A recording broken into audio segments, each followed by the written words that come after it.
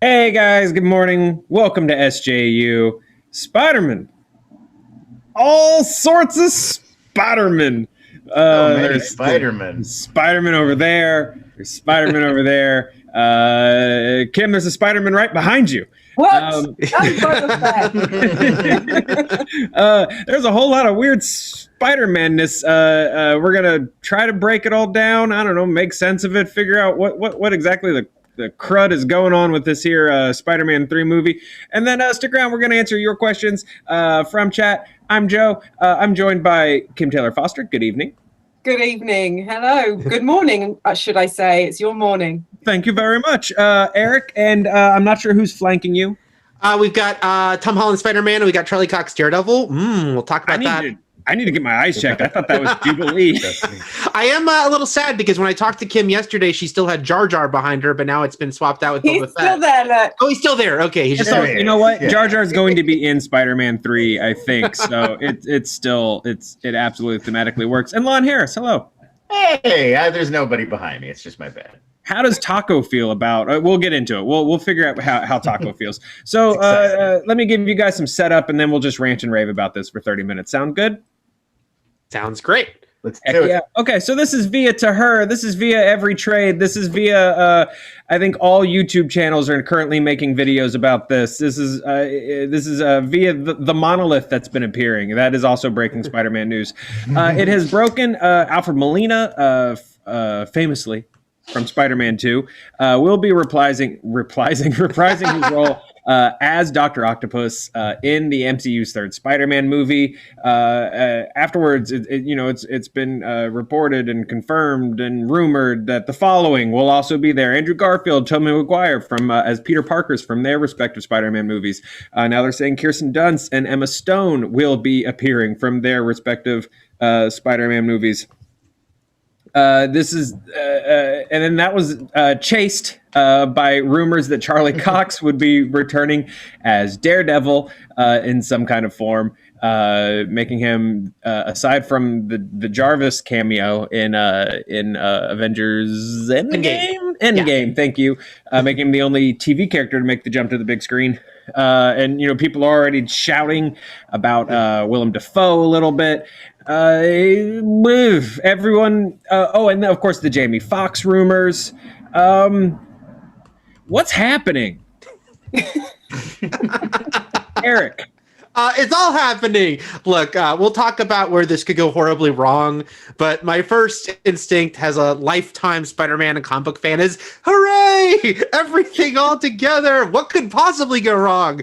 You just put everything I like or even didn't like into one movie. It never, ever goes wrong. Yeah, it's exciting. It's dangerous. We'll talk about that. But yeah, it's the Spider-Verse, and also there's the greater multiverse of it all. We know that Doctor Strange is in this movie as well, and then the multiverse of madness is coming after it. So it seems like this is going to be a crazy Spider-Verse movie, and that I think will lead into bigger multiverse shenanigans for the MCU at large. Okay, that's what we think's going on. I don't know. Is this good? Is this bad? Are you guys excited? Eric's excited. It reminds me, in the 90s, we used to get worried if a comic book movie had like two villains. Like that used to be the thing. If they were like, wait, they're doing the Riddler and Two-Face? That's too much. We just one villain, one hero. Like that legitimately used to be the discussion. Yeah, the Bat, the Cat, and the Penguin is too many words for a poster. And now they it's didn't like even put Christopher Walken on that poster. Yeah. Right. And now it's like, what if these 10 other dimensions collided with our own while we told a Spider-Man story? It seems like a lot. I felt that there's stuff I like in these first two Tom Holland Spider-Mans, but already they also did feel like, well, they're serving so much of the wider MCU story. There's so much Iron Man stuff going on in my Spider-Man movies. I was kind of looking forward to a Spider-Man movie that would be more focused on Spider-Man. And now it seems like, no, we're definitely not. I'm excited to see all of these familiar faces come back. I love the idea of bringing Charlie Cox into the mix. I really enjoy the Raimi movies, so I'm excited for Molina to come back. But I don't know. It does feel like we're just never going to really get a movie that services the Tom Holland Peter Parker and gets to really explore that character. Yeah. Kim, is this good? Is this bad? Be the definitive take on this. It's good. I'm excited too. I mean, we don't know yet how much these actors and characters are going to figure, right? So, you know, if you look at Into the Spider-Verse, we touched on some of those alternate versions of Spider-Man. And in fact, I'd like to see Spider-Ham in this, a live-action version of Spider-Ham. Yeah, absolutely. Yeah. Yeah. John Mulaney should return. Oh, yes. It could still be your Spider-Man movie, Lon, I think. But what I love about it is that the previous iterations of live-action Spider-Man aren't disconnected. They aren't gone and forgotten. I love that they're being built into the MCU we love now, in whatever capacity that is. It feels natural and great to connect them for me. Yeah, you know, I'm kind of two minds about it. On one hand, I feel like this is going to be a crowd. I was kind of, you know, I was grandpa tweeting about it yesterday, where I was like, I was kind of just looking forward about a movie about Spider-Man getting unmasked and having to deal with J. Jonah Jameson. You know, that would have been fine. But at the same time, there is like I don't know, like a romantic nerd part of me that's like, Doc Ock was great. Andrew Garfield deserved better than Amazing Spider-Man 2, and so did Emma Stone, and so did Jamie Foxx, quite frankly. So, like, on one hand, I like elements like that, where it's like, hey, we're bringing this stuff back and presenting it maybe, you know, in a better or stronger way. Yeah, so is that... We're all pretty much in agreement. Like, these aren't going to be like weird cameos. This is going to be like a full-on... This isn't going to be like an X-Men 1 where the name Gambit is on a list. I do have one question I'd love to throw out and see what you guys think. It feels to me like the end of Far From Home kind of establishes a precedent where even if we're bringing back cast members, we're not necessarily going to bring them back as the identical version of their character. Because we got J.K. Simmons back as J. Jonah Jameson, but obviously it's like a rebooted J. Jonah Jameson. And Jamie Foxx also said that his Electro isn't going to be blue this time. Right. So I mean, Doc Ock's dead. So yeah. So my question is, do you think these are going to be more like cameos where it's like, remember these legacy characters? Or what I think, which is these are going to be a Sony MCU reinvention of all of these characters just with the same actors? See, I think it's going to be a weird hybrid. Again, remembering that Doctor Strange is in this movie and that it's going into the multiverse of madness. I also think WandaVision is going to lead into both of these. We know it leads into Doctor Strange. I have a feeling, yeah, because there's the J.K. Simmons thing, which is basically Judi Dench's M, right? Just, we've rebooted everything, same actors playing the character, but it's not like there's any cross-universe James Bond connection.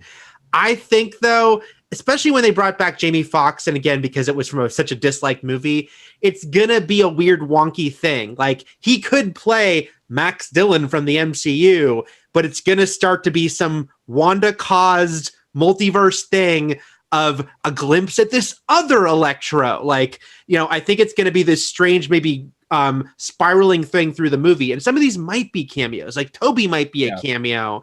But I think it's going to get, I'm going to use the word weird again, because I think it's going to be connected to the Wanda of it all, where it's a little bit just, here's the MCU versions of these characters, but a little bit this glimpse at these other universes that Doctor Strange will be the big connective tissue to, that will kind of blow up in that movie even more. Right. But I mean, my overall question really moving forward is, does this mean Alfred Molina is now MCU Doc Ock? And like, we're not going to ever recast that character in this new context? Or is this like, there's Earth 509's Doc Ock, but here's ours, and at some point we could do that? I mean, there's no answer. We don't know yet, but it's a really intriguing question. Like, are we just basically taking a lot of these legacy characters and actors and just like, let keep them? Like, we did good before. Let's not update. I joked, but I don't really think it's a joke. I could completely see in this movie, J.K. Simmons has a scene with himself, and it's like bald Jonah and Jonah with hair to kind of show how this is all everything colliding together. You know, Kim, do you think this is more of like a Spider-Verse style? You know, everyone goes back to their home world like Poochie at the end of this, or are they sort of like establishing like everyone's here and everyone's here kind of for good? I think it's more Spider-Verse-y. I think that's my feeling. Unfortunately, actually, because I'd like it to be something different, but that is my feeling. I think that we will see at some point, maybe not in Spider-Man 3, but different versions of those characters, a different Doc Ock, the younger one, maybe a female one, whatever.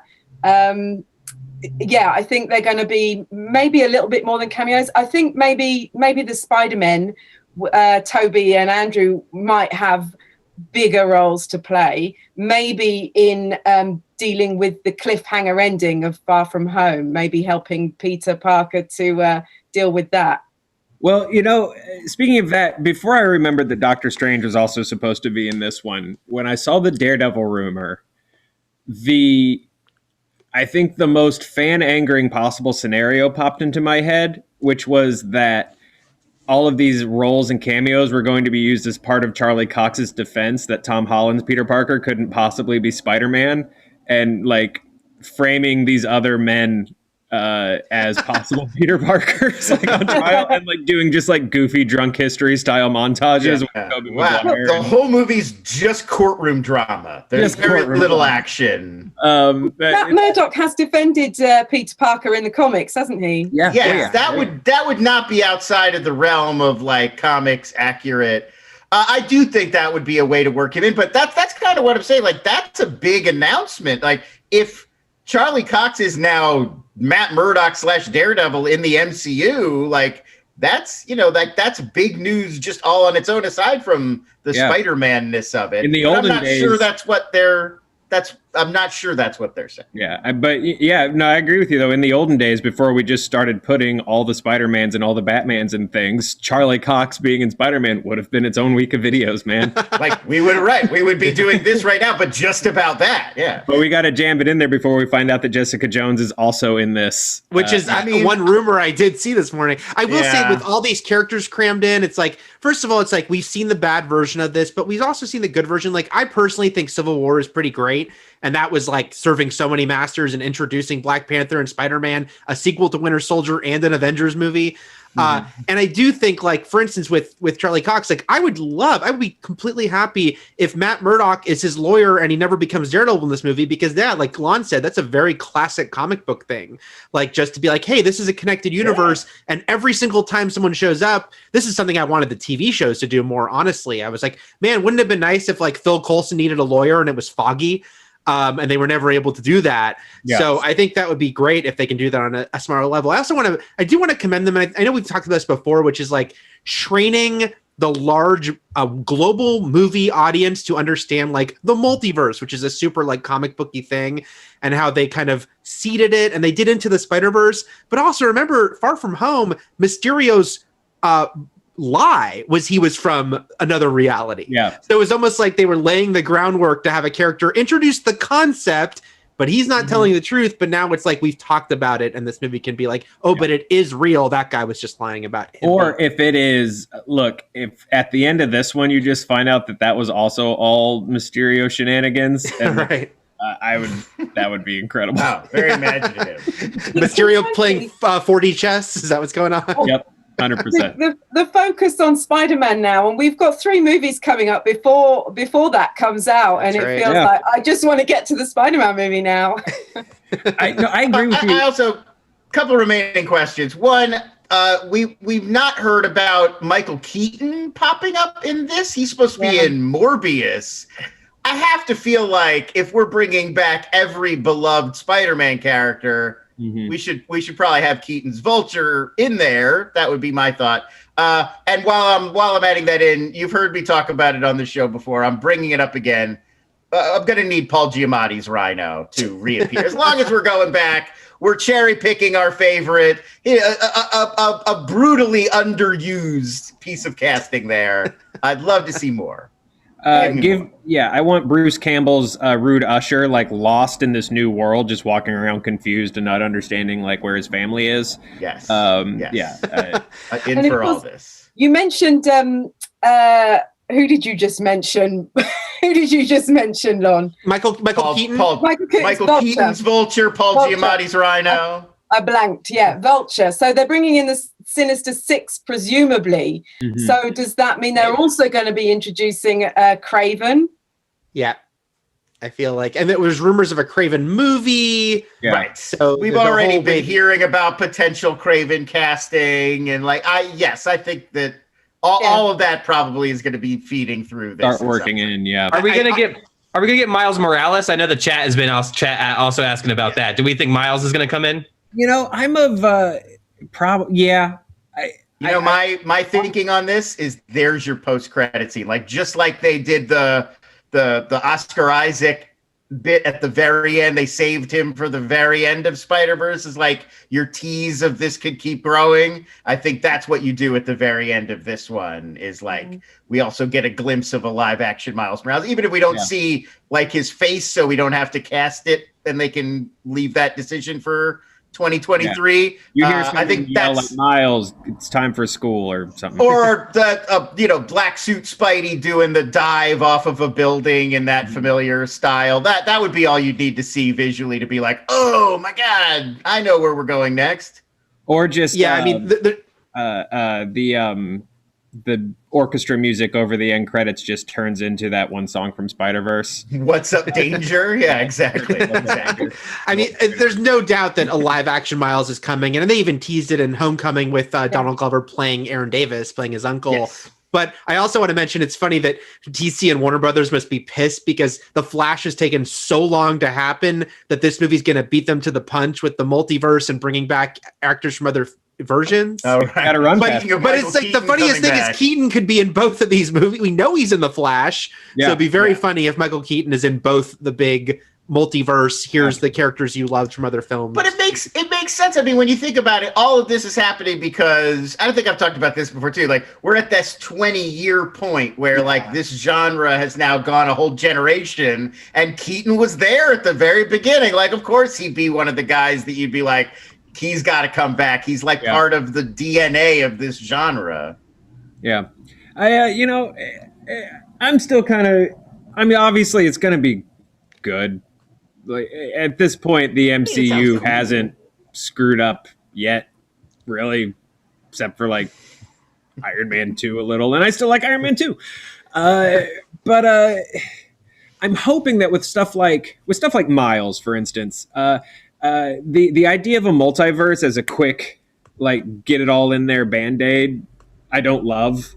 A portal opening and Hugh Jackman as Wolverine steps out and goes, "What's this brave new world?" Like or even Miles doing it.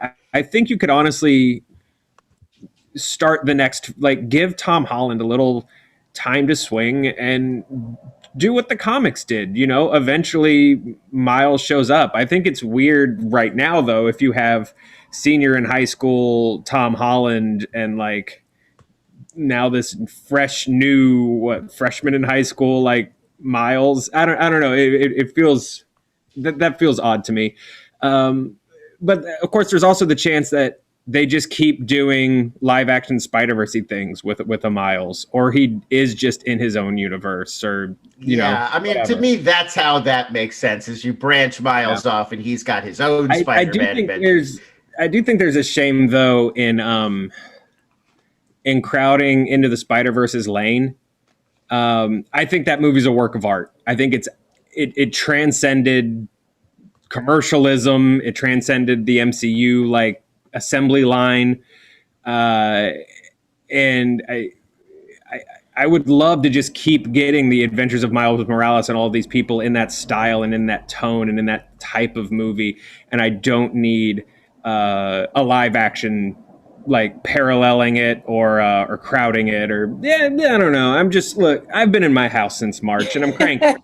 I think you're speaking creatively, and I think I'd agree with you. Like that's probably the best venue for that story, and it's already off and running. I'd love to see those adventures get to play out. But I mean, in reality, Sony's not going to leave that money on the table. Like they've created this massive audience that now wants more Miles Morales, and they are going to give it to us in every format conceivable. Yeah. I also think I have like how like some people like cilantro tastes like soap. I have a thing with multiverses where I'm one of those people. I feel like it doesn't work for live action because I don't know, like in Spider-Verse, it's like all the Peter Parkers basically look alike. Just some of them have let themselves go. Some of them are blonde.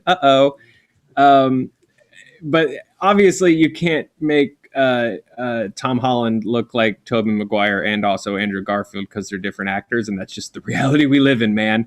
But it's a very stupid complaint, but in my brain, I'm like, you guys should all look like the same person. I'm very curious if we'll ever get the story of if Sony and Disney had not made a new deal, how different this movie would have been. Was it always going to be Spider-Verse? It's just without Doctor Strange and Daredevil, because Sony, again, had this giant hit with Spider-Verse. And I think no matter what we think, whether they should or shouldn't, I think they are going to be like, we're leaning into that.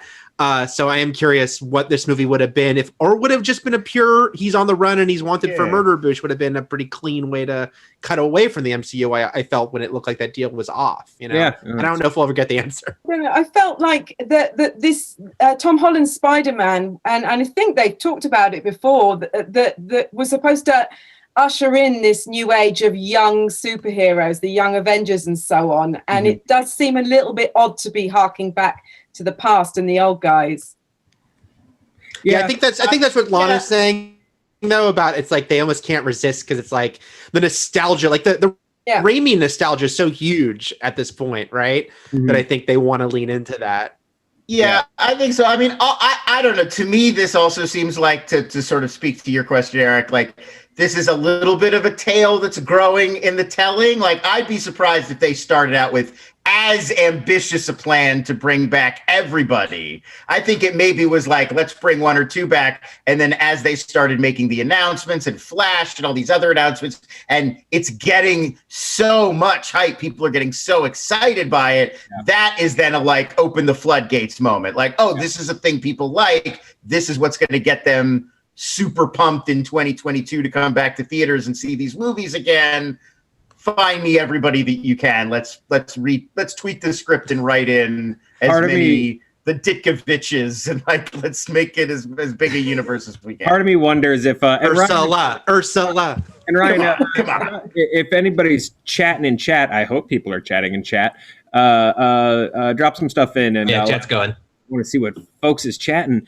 Part of me wonders if this started as it was just going to be Maguire. And then Andrew Garfield's agent overheard Tobey Maguire's agent bragging about it at lunch and was like, "Oh, we'll see about that," and made a call. And then he mentioned it to Alfred Molina's manager, who was like, and then it just spiraled out of control. Well, I tweeted this, and I Moulton, I'm not sure if you had the photo ready, but I said, if everyone is coming back, I certainly hope I get the phone call to come back because I was an extra with my friends in Spider-Man in 2002. What? And there I am. I'm in the blue shirt in that red circle. Oh, you're a Bonesaw fan. I was booing. I had to boo my hero Spider-Man. Acting is hard, guys.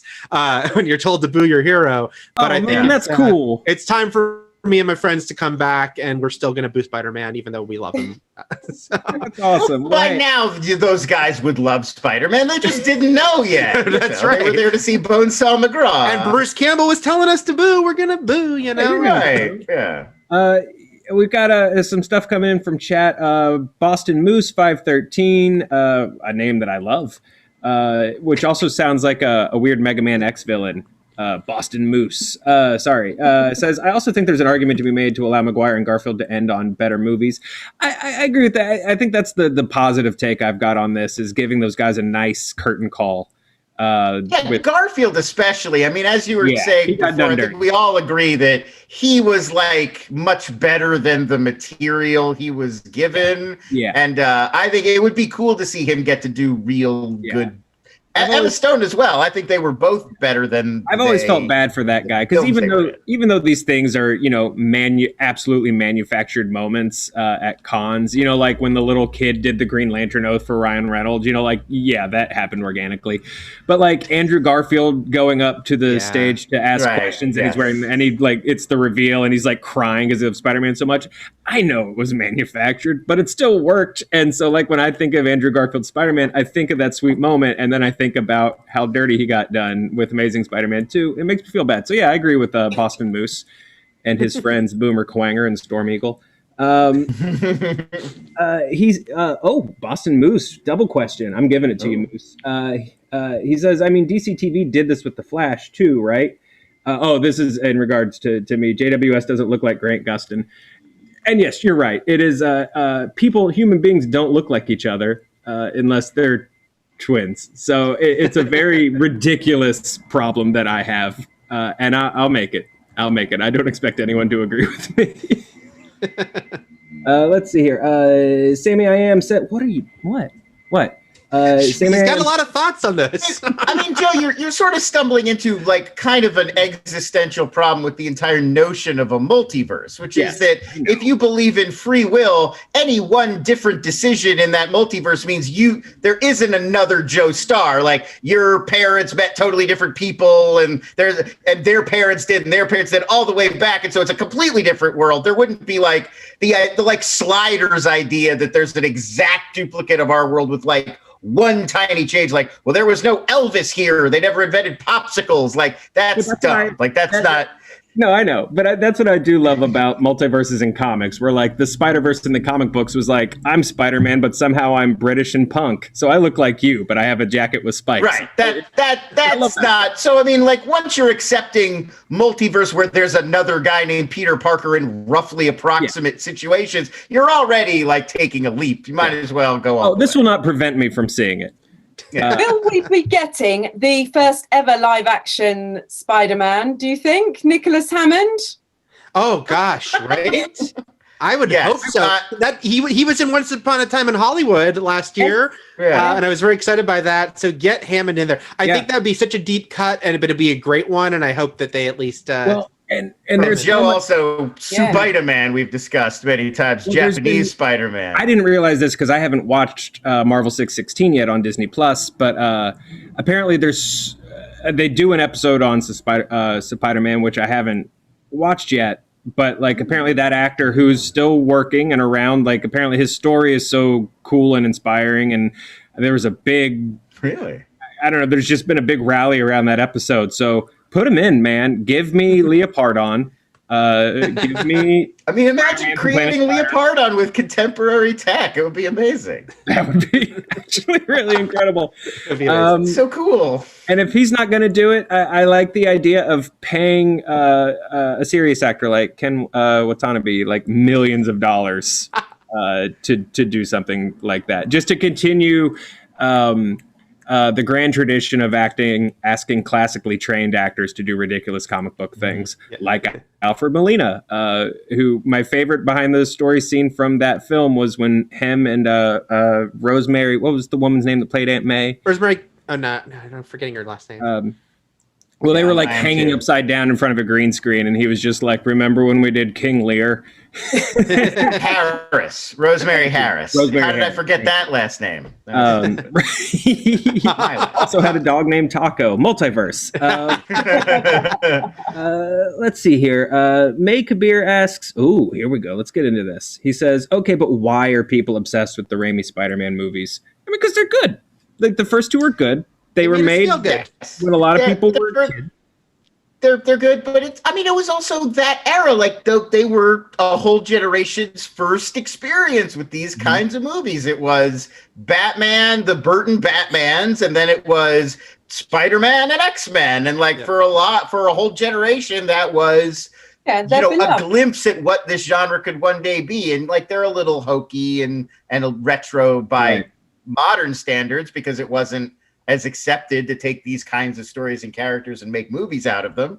But I don't think it's that crazy that a generation really embraced those movies. And of course, they would have inspired the people making the comic book movies we watch today. Exactly. Yeah.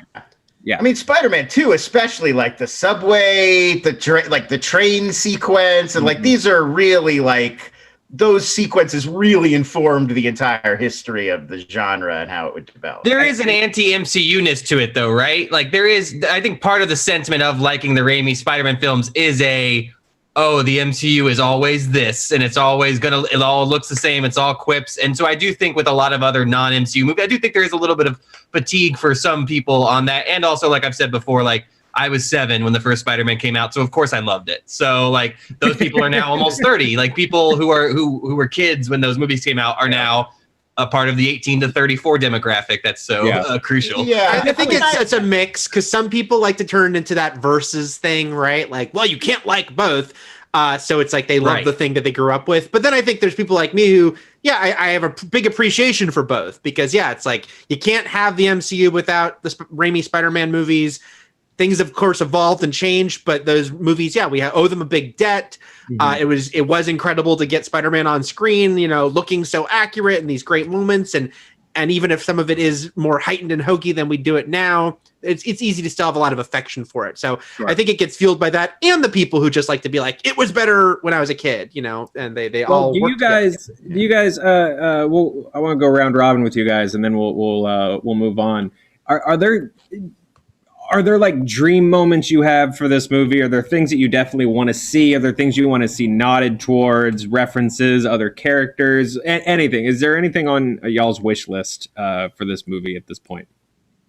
I do. I mean, I already mentioned it. It's like, probably going to happen. But with the Matt Murdock, Peter Parker thing, which in the comics, like they're good friends. It's a little trickier because the age difference now, like they're not at all contemporaries. But I still like the idea of Peter Parker and Matt Murdock even more than Spider-Man or Daredevil, even though I want to see that too. But if you just get some good, like a good scene or two between Peter Parker and Matt Murdock in this movie, I think that would be pretty cool. As tired as I think people are of Spider-Man having to have like an established MCU mentor character, the idea of that relationship being a much different, mentor, older brother figure than say Tony. Yes. Is interesting to me. So I think that could definitely be cool. Kim, what's on your wish list? Well, I mean, perhaps boringly, but I'm excited about the possibility of just seeing the 3 Spider-Men together on screen, 4 possibly if Nicholas Hammond is there, and working together in some way. But aside from that, and someone we haven't mentioned, I don't think yet, is Thomas Hayden Church's Sandman. How did I forget? He was very good in that movie. Another person who got done dirty by their movie. Yeah. So maybe, and he had a cool that scene where he becomes Sandman is pretty cool. Yes, right, where he like it all forms together very early. Like the digital effects on that were mind blowing at the time. By the end, it's all a bit silly and overblown, but a good portion of the movie, he was a great character. Yeah, no, that's a great call. I totally forgot he was even in it. I feel like a jerk. Lon? Well, we talked a little about Giamatti. Obviously, I've been very outspoken about now that we've got Charlie Cox from Daredevil, why not sneak Vincent D'Onofrio in and make him our MCU kingpin? No reason not to do it at this point. Seems obvious to me. I would also love to see Nicolas Cage as live-action Spider-Man Noir. No reason to recast that role. Already put the perfect person in there. Why not just seamlessly bring him in here? I think that would work super well. Also, very into that. Would steal the movie though, Lon. Yeah. It totally steal I mean, just briefly. You don't have to have him come in and like completely I would take love over. it. I would love it. I understand that. And I mean, Spider-Man. I would love to see Japanese Spider-Man. A little tip of the cap to that great, wildly different interpretation. I think would be super. My dumb joke answer is because one of my favorite things from the first 2 versions of Spider-Man were the New York protects Spider-Man trope, and we haven't seen it with Tom Holland yet. So I'd kind of love the idea if, because of the presence of Andrew Garfield and Tobey Maguire's Peter Parker's, New Yorkers spontaneously stood up for Spider-Man, and Tom Holland's mind was just blown. It's like, you mess with Spider-Man, you mess with all of us. And Tom Holland's like, what's happening? Is my funzie. But this is what will honestly make me stand up and salute is if when Tobey Maguire when Tobey Maguire shows up, if the score works in an orchestral version of the Hero song from Spider-Man. Not Raimi's, sorry, not Elfman's theme, but Hero. Not Elfman's theme. It wasn't technically Creed. It was just the lead singer and then the guy from Nickelback, I think. Yeah. If the string section kicks into like I will stand up and I will salute and wave an American flag. I very much want that. I also, what's the over-under on Tobey Maguire referencing his now iconic Spider-Man 3 dance? Do you feel like we get Into the Spider-Verse already did the joke, but I feel like it's right there. They should do maybe they do the strut, not the dance. Yeah. Right. In some way, I think you have to. Yeah, they have them strut. We have to bring that up. It's too infamous. Or like he and really iconic. is. He's constantly just trying to get them to go to jazz clubs. Exactly. Like, what are you? Yeah. Like, I don't think. And then he talks about Mary Jane's singing career. Let's see here. Just doing my time check. Okay, our new apologies to Matt Damon. We're out of time. / our New Mutant set visit is Oscar Isaac as Solid Snake. We'll talk about that another day. He's gonna. I'm making you do it in a holiday pre-tape. You just don't know. Gonna hide inside some boxes. It's gonna be very exciting. But meanwhile, Adam Holbert asks a temper tantrum related question that I'd love to get y'all's opinion on. How will James Cameron react if Avatar... Why can't I say names today? How will James Cameron, not Cameron, the R&B singer, how will James Cameron react if Avatar 2 comes out when theaters are possibly still closed and or just shuttered forever? I wish I had made this. As you guys see, there was a meme going around that was James Cameron releases like 8 Avatar sequels, and it was Burgess Meredith from the end of that one Twilight Zone where he breaks his glasses. Like, no, there was time now. Like, waited 2 decades for Avatar sequels, and they come out, but there's no movie theaters. It's like the ultimate, like irony. Like, I think those are the exact kind of movies that there's still going to be theaters for. Like, even if movie theaters largely go away for stuff like rom-coms and whatever, people will definitely still go see massive James Cameron spectacles on a big screen. So, and he'll fund opening his own theaters if he has to, surely.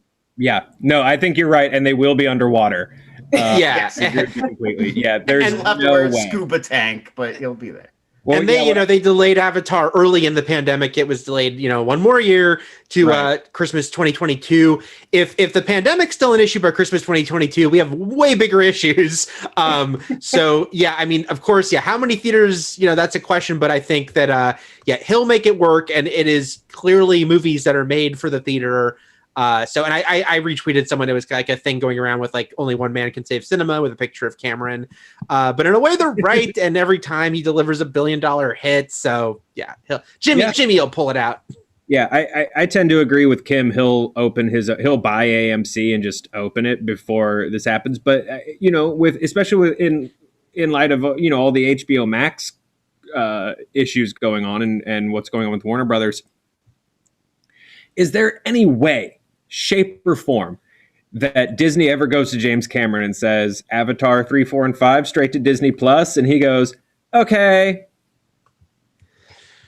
Not exclusively, I don't think. I think Avatar exists for him as part of this 3D immersive experience, and I literally think he would rather throw the movies away than just put them on your phone exclusively. Yeah. He's definitely going to make sure you can go see it in 3D somewhere. Yeah. Well, we'll walk on. And yeah, the wet fart face that you guys all just made at that James Cameron question, I think really spoke for itself to everyone at the same time. We'll leave on this because this is a pretty solid one. And then we'll see you guys next week. May Kabir asks, my mind went blank. I don't know what to ask. So can you guys each give May an idea for a question to ask next time? And then we can answer it. Oh. I've got one because I asked this to someone on Twitter last night. Of any actor or actress, whatever, of anyone who's never played Scrooge, Ebenezer Scrooge in film or TV, who would you most want to see play Ebenezer Scrooge? That's a really good question. That's really good. There you That's go. solid. Ask that for next time. Kim, Eric, top it. Oh God, I'm still thinking. Give me some time. The best answer I got was Helen Mirren. Helen Mirren Scrooge. I like it. I like that a lot. Something about Oscar Isaac and Solid Snake. How hyped up are you? I just heard. I've been hearing Brian Cox's radio McDonald's campaign. I don't know if you guys have heard those. They're for the McCafe, and just there's something about Brian Cox selling me cinnamon buns from McDonald's that's just kind of working. Which Brian Cox is this? We have two. Oh, Succession. The Succession star. Yeah. Yeah. Classically trained Brian Cox going ba-da-ba-ba-ba at the end of so I guess he does the ba-da-ba-ba-ba himself. And it's wild. Over here we have an astronomer who's also Brian Cox, and I believe a chat show booked one and got the other over here. Their mistake. Yeah. Wow. Only the Succession guy is famous on this side. I also think it would be amazing if McDonald's accidentally booked the wrong one and they just had an astronomer selling McDoubles. It would be phenomenal. But I think my question would be, what actor could convince you to eat something that you don't want to eat or don't eat anymore? Will be my question. Kim? Okay, something about June. I think. Would people want to see? Oh, that's a ridiculous question. Would people want Welcome to to the see show. June in theaters, or will they watch it on the small screen if that's available to them? Okay. May, you have a ton of questions ready to go now for Monday. We look forward to you asking them. And folks, let us know your thoughts in the comments. What you're thinking about Spider-Verse? Who you think should play Ebenezer Scrooge? Whether or not that's Andrew Garfield or a tall Jubilee doll behind Eric, I still can't tell. I see the yellow slicker. I see the jeans. I still think it's Jubilee. Let us know what you guys think, and we'll see you next time on SJU. Bye, guys. Be safe. Be nice.